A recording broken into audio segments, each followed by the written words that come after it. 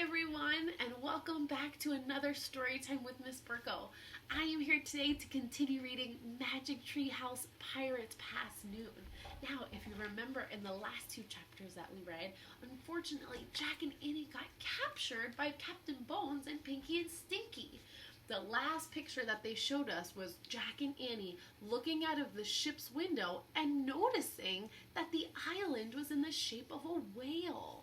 They also remembered that in the book that they brought about the treasure, it says that Captain Kidd, an old famous pirate, buried his treasure underneath the eye of the whale. And they're thinking that this rock right there may be the eye of a whale. Let's continue reading to see if either Jack and Annie find the treasure or they get set free and get to go back in the treehouse. I don't know, but it's so exciting. So let's continue to read. Chapter 7 is called Gales A-Blowin'. Are you ready? Here we go. So the treasure must be under that rock, said Annie. Right, said Jack. Now we just have to get back to the island. We'll show Captain Bones where the treasure is. Then, while all the pirates are digging, we'll sneak up to the treehouse. And make a wish to go home, said Annie. Right. Jack poked his head out of the round window of the cabin. Captain Bones, sir, he shouted. The pirates took up the cry. Captain Bones! Captain Bones! Huh? Came a horrible voice. Captain Bones stuck his face through the window. He good-eyed glared at Jack. What do you want, you lubbers? We're ready to tell you the truth, sir, said Jack. Go ahead, growled Captain Bones. Well, we think we know where Captain Kidd's treasure is. Where is it, you say? Said Captain Bones. We can't just tell you. We have to show you, said Annie. Captain Bones gave Annie and Jack a long, hard look. You'll need a rope, said Jack. And shovels, said Annie. Captain Bones growled. Urgh. And then he roared at his men. Get some rope and some shovels! Aye, aye, Captain, they all said. Then let's put these two folks in the boat and we're going back to the island. Aye, aye, Captain. That means, okay, sir. Back in the rowboat, Jack saw the sky had grown even darker with clouds. The waves were bigger. The wind was howling. Gales a-blowin', said Pinky.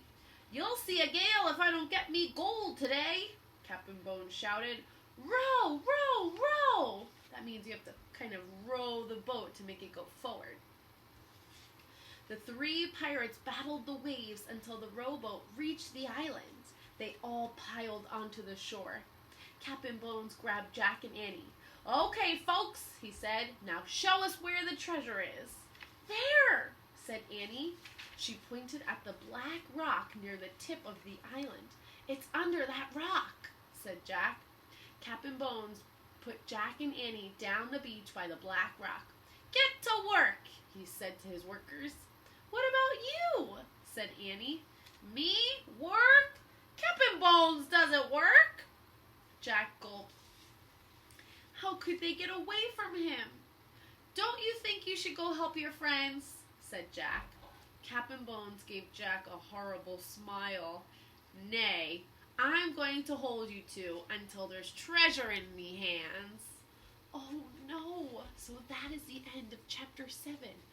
Oh my goodness, this is a little bit scary. Now they can't get back to the treehouse because Captain Bones is holding on to them. Let's keep reading chapter 8. Dig, dogs, dig! And we'll see if Jack and Annie are able to get away. Here we go. Pinky and Stinky tied their rope around the big rock. The wind howled, and the two pirates pulled and pulled and pulled. They need help, said Jack. All right, let them do the work, said Captain Bones. You're not very nice to them, said Annie. Ha! Yes, I am, said Captain Bones. Captain, we got it, said Pinky. They started pulling the rock across the sand. Now let's dig, said Jack. All of us. But Captain Bones ignored him. Dig, dig, dig, he shouted. Pinky and Stinky started to dig. The wind blew even harder. There was going to be a thunderstorm. Ow, I got sand in my eyes, Pinky said. Oh, my back hurts, Stinky cried. Dig, shouted Captain Bones. He held Jack and Annie with one hand, and with the other he pulled out the gold medallion. He tossed it at the two pirates, Pinky and Stinky, and it fell into the hole. Dig for more of these. I need more gold, he said. Squawk! Look, said Annie. Polly was back. Do you remember? Polly is the bird that they first met when they landed in the island. She was circling above them in the sky. Go back, she squawked. Stinky and Pinky looked up at the parrot, and they scowled. Dig faster, shouted Captain Bones. A big storm is coming, Captain, said Pinky. Go back, said Polly. She's talking to Jack and Annie and telling them to run back to the treehouse. The bird's warning us, shouted Pinky. We have to get to the ship before it's too late. The two pirates threw their shovels. They started running towards the rowboat. You come back here, you pirates, shouted Captain Bones. He dragged Jack and Annie down to the beach as he ran after his men. You stop it, you hear me? So Polly the bird is telling Jack and Annie to go back. But Pinky and Stinky think that she's talking to them and telling them to go back to the rowboat. The pirates kept running. They got to the rowboat and pushed it into the sea. Wait! Shouted Captain Bones. Pinky and Stinky jumped into the boat and they started rowing away. Wait! Captain Bones let go of Jack and Annie and he ran into the water. Wait for me! He hauled himself into the rowboat. Then the three pirates disappeared into the waves. Go back, squawked Polly. She means us, said Annie. Just then the storm broke over the island. The wind howled and rain fell so hard. Let go, cried Annie. Wait, I have to go get the medallion, shouted Jack.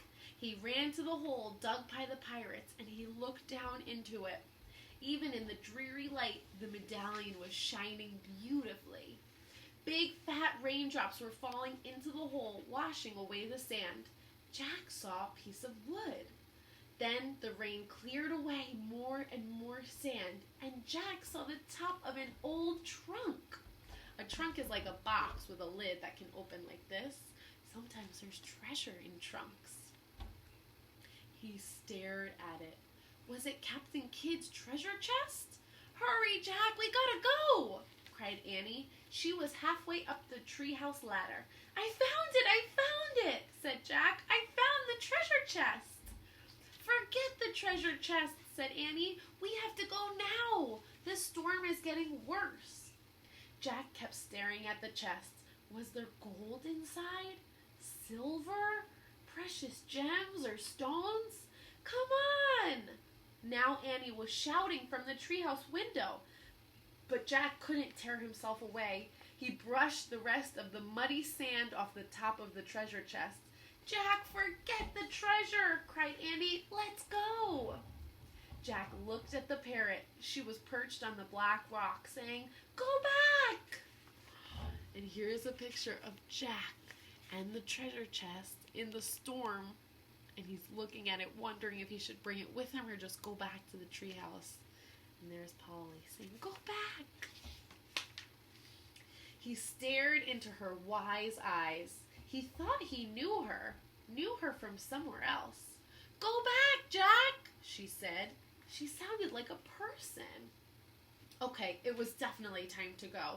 Jack took one last look at the treasure chest. He clutched the gold medallion, then he took off running toward the treehouse.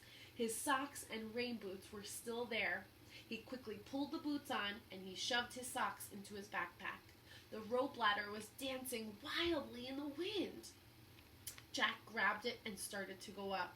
The ladder swayed as Jack climbed. He was tossed this way and that way, but he held on tight in the wind. At last, he pulled himself into the treehouse. Let's go, he said. Annie was already holding the Pennsylvania book. She pointed to the picture of Frog Creek. "I wish we could go there," she shouted. The wind was already blowing hard, but now it blew even harder. The treehouse started to spin. It spun faster and faster. Then everything was still. Absolutely still. And that is the end of chapter 8, my friends. Tomorrow we will finish this book and read chapters 9 and 10 so we can hear the ending of Pirates Past Noon. Until then, my friends, I'll see you soon. Bye!